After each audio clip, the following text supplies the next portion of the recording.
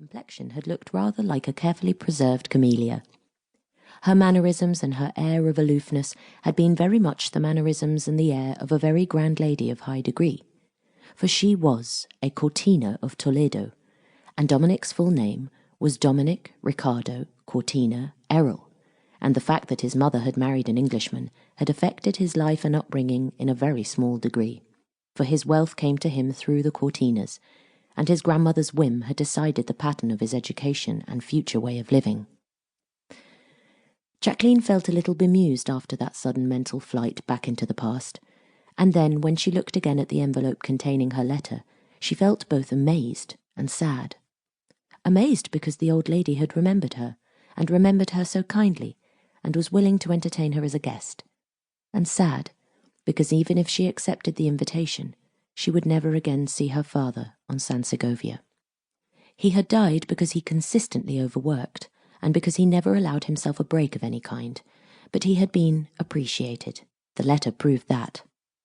Her mother had died 2 years ago because she had become a kind of hypochondriac, and when real ill health overtook her, she was not in a condition to combat it. She had been so bitter, too, about her husband's defections, and life had seemed to hold so little for her, that Jacqueline, when she lost her, had not felt as if a blow had caught her unexpectedly from behind as she had when the news of her father's death reached her. And now she was an orphan, with no one to consider save herself, and she had known for weeks that she would have to have some sort of a change, that somehow or other she must escape from London. She had looked forward so much to rejoining her father, and the moment when she had had to start unpacking her suitcases had been almost too bitter a moment to be true. But now she had been given the chance to repack them. She had been given the chance of a few weeks' break from deadly monotony and soul-destroying routine, and she wondered whether she ought to take it. She wandered over to her wardrobe and looked at the line of frocks and linen suits hanging in it. She had spent practically the whole of her savings on a suitable outfit for Sansegovia, and the recollection of her happiness and her excitement while she was collecting it made her feel heavily wistful now. If she stayed on in London and her job in the antique shop, there would be few occasions when the wearing of a black cocktail dress would become necessary, and perhaps even fewer when a filmy flowered chiffon could be donned with safety and look correct at the same time. Whereas if she accepted Senora Cortina's invitation and stayed in the luxurious Cortina villa on Sansegovia, the life there would demand that she made the most of her appearance at least, and her little burst of extravagance resulting in the clothes in her wardrobe would at last prove justified. She decided to go down and consult Mr. Maplethorpe and show him Dominic Errol's letter.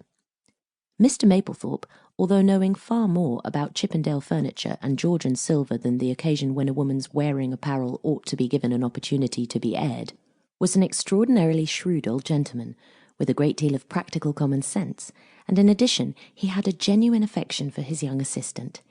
He might find it difficult to replace her. In fact, when he had been certain he was going to lose her, he had practically given up hopes of replacing her, for she was unusually intelligent, as well as having a feeling for old things, and the sight of her amongst his collections of glass and china and rare tapestries had always warmed his heart. But he had her interests at heart too. He poured her a cup of coffee, having just made himself a pot in his tiny kitchen, and suggested that she should share the rest of his breakfast as well, while he gave his attention to the letter.